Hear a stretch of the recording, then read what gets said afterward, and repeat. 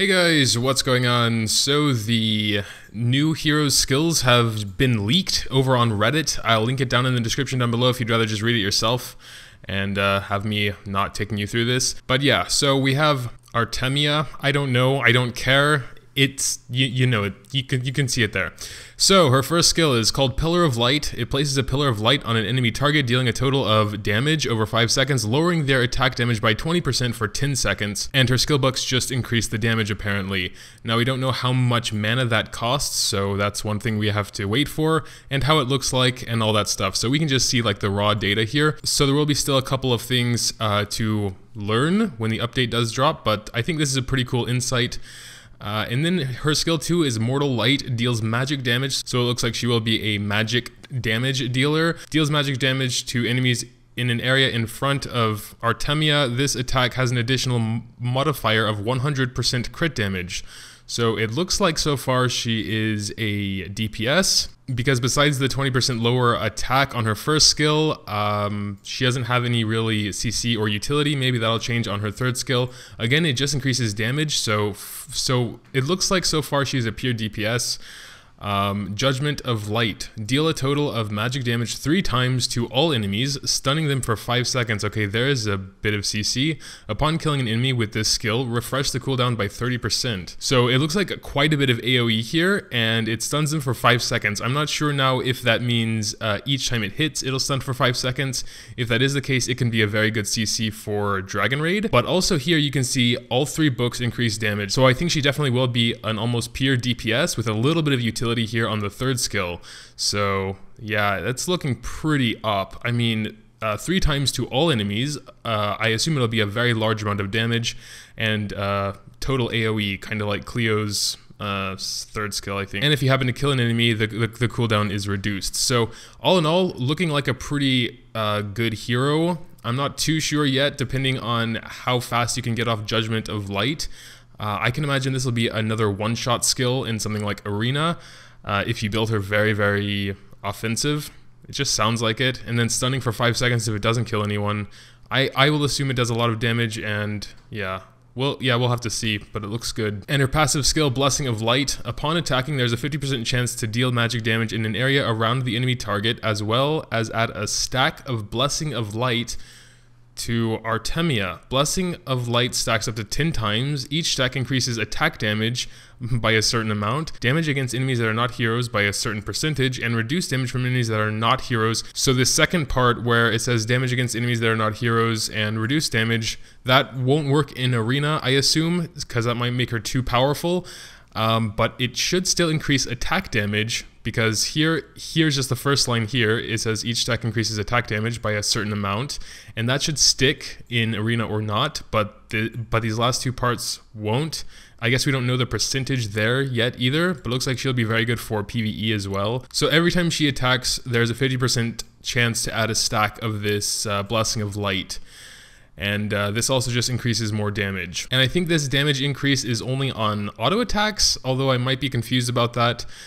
Because when you stack up the Blessings of Light, because none of the other skills talk about this Blessing of Light, so I don't think they really take advantage of that skill, so it might just be her auto attacks. And then her unique weapon effect, every 15 seconds generate a shield worth 200% of her attack that lasts for 10 seconds, and increase her attack by 20%. She'll also be immune to crowd control effects while the shield is active. Does that mean just on her, or the entire party? It doesn't specify, but I would have to assume it's just on her, because just with the unique weapon effect, having like a pretty cool shield there would seem a little bit overpowered. And then we have her Transcendence perks. This is the wizard. I'm not too sure if I'm going to go over all of them. I'm just going to see if there are any interesting ones. So these highlighted here are the Transcendence 3 perks, and these are for the first 2 skills, Pillar of Light and Mortal Light. It doesn't look like there are any too interesting, unless Pillar of Light is going to do a lot of damage, then that might be interesting. Reduces cooldown by 50% if cast when holding 10 stacks of Blessing of Light. That might also be interesting, because depending on how fast Blessing of Light can stack up, which, I mean, 50% chance per auto attack, I assume, it should be pretty fast to get 10, because I think Nyx at T5 only has a 10% chance per attack, although he can stack them with his first skill as well. but he gets those 5 stacks pretty quickly, I believe, when he's at T5. So 50% should be pretty quick. So who knows? Maybe this one would be pretty good as well. And then here we have, I assume, it doesn't really say, but I assume these highlighted now are the T4 perks for the 3rd and 4th skill. So on this first one, we have cooldown reduced by 3 seconds. I don't think we even know the cooldowns either, the cooldowns or the mana cost. So I don't know, it's kind of hard to say right now, because especially the cooldowns can be a huge factor for this. Because if she has like a 45 or 60 second cooldown on some of these skills while costing 5 or 6 mana, it won't be very viable, I think. But we'll have to see. So this one increases mana cost by 1 and increases damage by 100. This increases the chance of activation of a stack by 60%. That could be very good. I don't know, 50 to 60 doesn't seem like a huge jump, but if you really need those stacks faster, it could be. And then here increases the max number of stacks. So I guess it really depends on your preference here. They all seem pretty good. Depending on the cooldown. I wasn't really a fan of cooldown reduction, but you know, it could be important. And then here are the T5 perks. Obviously here we just have the attack, defense, HP plus 10 and crit chance. So she has crit chance there. When health drops below 50%, gain immunity to all sources of damage for 2 seconds. This skill activates one. So that doesn't seem very good. 2 seconds is not very much time, but I guess like in an arena setting, it could save her. Maybe for those 2 seconds she needs. Even so, I don't know if that's really worth T5. Just from what it looks like here, she looks like she'll be actually fine. Maybe she needs this 100% more damage from Judgment of Light. Where I see it right now, her Transcendence perks don't seem super uber important, but I could be wrong. So anyway, gonna be moving on to Mediana. Why do they always have to make them so hard to pronounce? Like Medi Yana, because you know, like there's me here and then there's like the name Diana. It could just whatever. So her first skill is actually drugging your heroes. This is the priest, obviously. Recovers health for all allies and nullifies physical damage they would receive 1 time. Wow. Well, that's pretty interesting, isn't it? Again, don't know about the cooldown, don't know about the mana cost, but it's definitely very interesting. And then her books just increase the heal. So I could definitely see her being used when there's like a big physical attack that's about to come and you can just pop her skill and then boom, does nothing. Yeah, it's pretty cool. Customized water gun. Shoots a water gun in an area in front of her, healing allies within the area oh, damn, another healing skill. Every half second and dealing, some physical damage as well. What? Wow, okay. So this is the first physical healer. All other healers do magic damage, and now she's a that is really interesting. But I guess it doesn't make a huge difference. Probably, unless she can do some damage as well. And her books here increase heal and damage though. So this is a sort of healing over time healing along with a bit of damage. So okay, that's pretty interesting. And yeah, physical. So and then we have enhancement drug, which I assume is a buff. Injects drugs into the ally with the highest attack, wow, increasing their attack for 15 seconds by 30% of her attack plus whatever this is, and make them unable to fall below 5% health. What? So they're like, they can't die, or what? When they have 5% health, they won't die for those 15 seconds? Well, damn, that's pretty damn weird. Is that real? I don't know. Is there something wrong here? Because that sounds very overpowered, having an unkillable hero for at least 15 seconds. I guess you'd probably need a buff remover for that, like Leo? Because like in something like Arena, 15 seconds is very long. If you put that on your DPS, which it will automatically go to, 15 seconds can wipe out the team. That's pretty bizarre. But okay. And then her books increase attack boost. Wow, interesting. So now her skill 4, customized deadly poison, increases the attack of all allies by a certain amount and increases their physical critical resistance by a number. In addition, inject targets with deadly poison when attacking, dealing a total of some continuous physical damage, lowering their physical critical resistance. Okay, wow. And her books increase attack boost, more attack boost, and then physical block of all allies. So, I don't know, it's kind of hard not seeing any of the numbers and such, but she definitely sounds like a very interesting healer here. Buffer, good healer it looks like, and also her third skill. This must come with a very long cooldown and probably a very high mana cost, I would assume. But yeah, okay. Sounds very good. And what does her unique weapon do? Increases damage dealt by customized deadly poison by 40%. In addition, when targets inflicted by customized deadly poison are attacked by allies, excluding herself, deal 100% of her attack and additional physical damage. This effect occurs once every second. Okay, so it doesn't sound too important to her, especially as a healer. It looks like just more damage here. I mean, I guess for the runes, but she doesn't sound like she needs her unique weapon at all.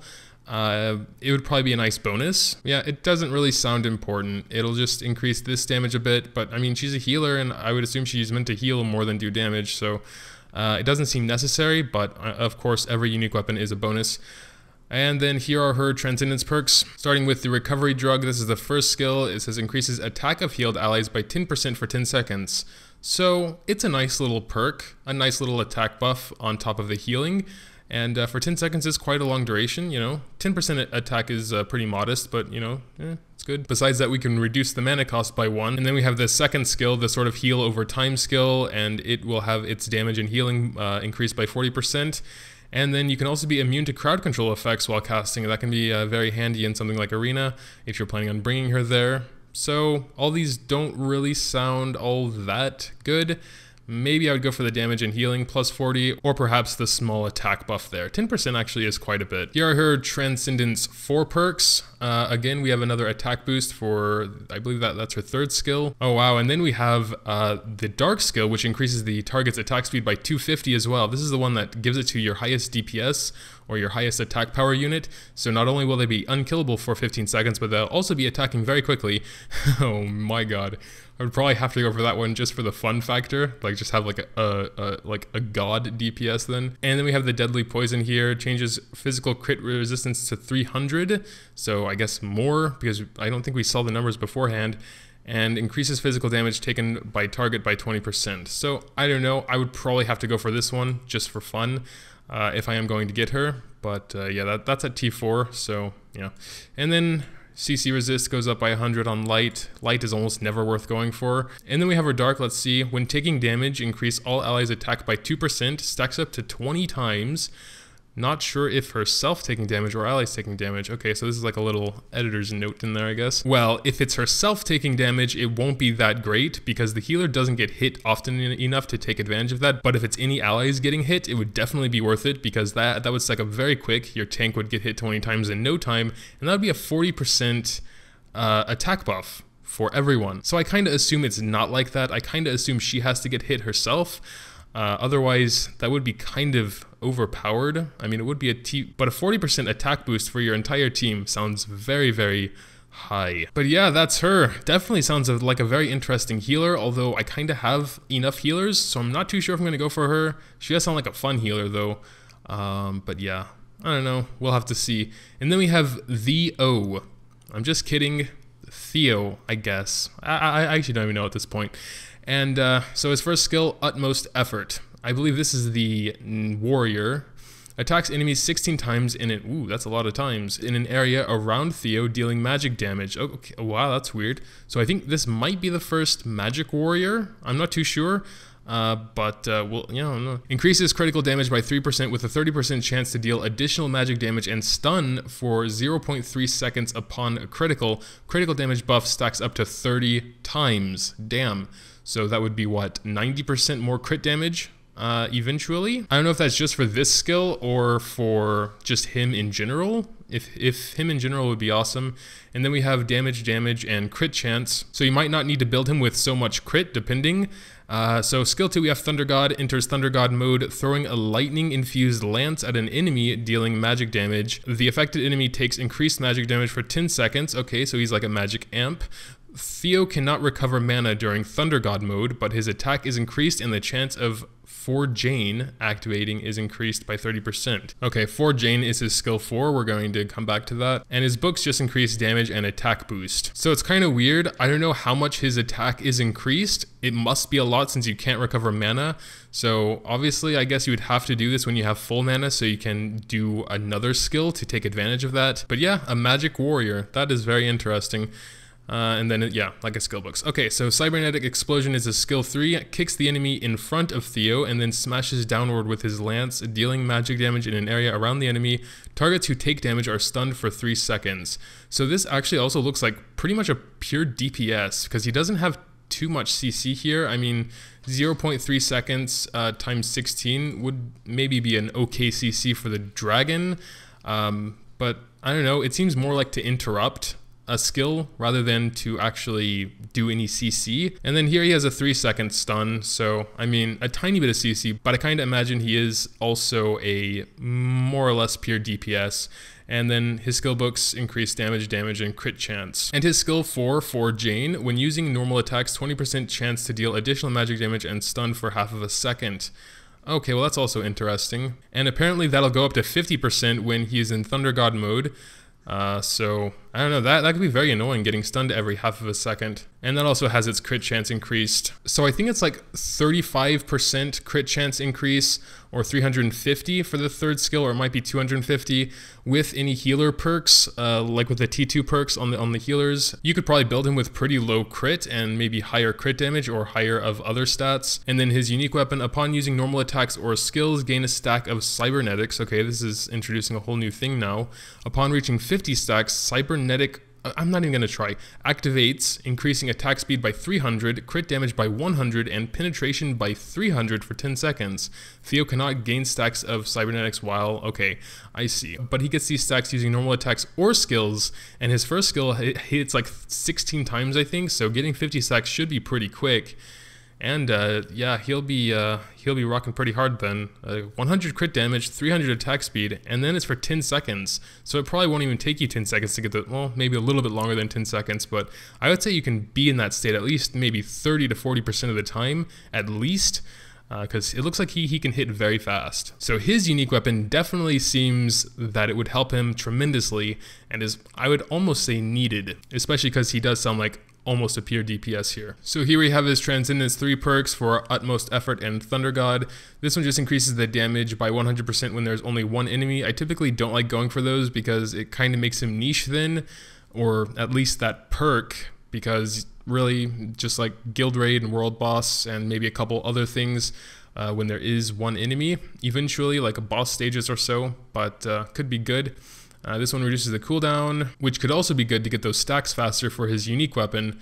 And then Thunder God reduces the mana cost by 1. And here, when in Thunder God mode, increase damage received by 30% and increase attack boost by 100. Well, damn, that would be kind of risky, but also pretty fun. I mean, he would be doing insane damage then. But he might be a little bit too squishy then. Have to see. And then here we have his Transcendence 4 perks for Cybernetic Explosion and for Jane. This one just increases damage by 40%, which is always, you know, it's always a go-to thing when you don't know what to do, because it's just like more damage, cool. This one increases the stun duration by a second, so that would go from 3 to 4 seconds. It doesn't seem like too big of a deal, I think, unless it has a very short cooldown. Maybe it would make a difference, but I don't know, I probably wouldn't go for that. And then the for Jane skill, we have just more damage here, and then increased stun duration by 1/5 of a second. Yeah, I mean, that can make a difference since you have like a 20% chance and like I guess a 50% chance every auto attack to stun. There could be a difference there. I'm not too sure. I'm just kind of reading them off here. And then we have, again, the attack, defense, HP, crit chance. Well, with that, you would actually only need to build them with like 40% crit chance then or so when you have the healer perk as well. Okay, when full mana, increase attack by 50% for 10 seconds. This effect can only activate once every 20 seconds.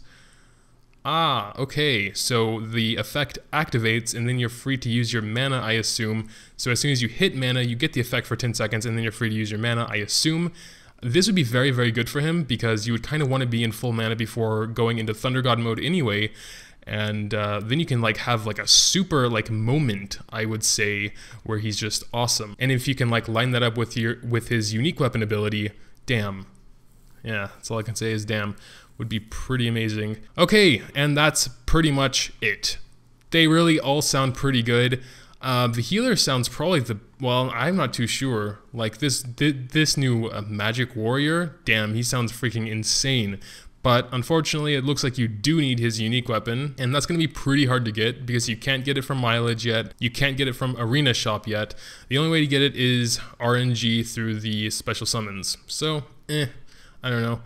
It's going to be pretty hard, except for the whales to get him. But yeah, I guess we'll have to see. I think the only one that could really work without theirs is probably the priest. She seems very good, and her unique weapon doesn't sound necessary at all. In fact, you could probably get the priest and just wait for her unique weapon from the arena shop or mileage or whatever and get it that way. So yeah, that's kind of my thoughts. The wizard and the warrior definitely sound DPS-y. Probably the wizard even a little bit more than the warrior, even though I can see massive potential in the warrior as well.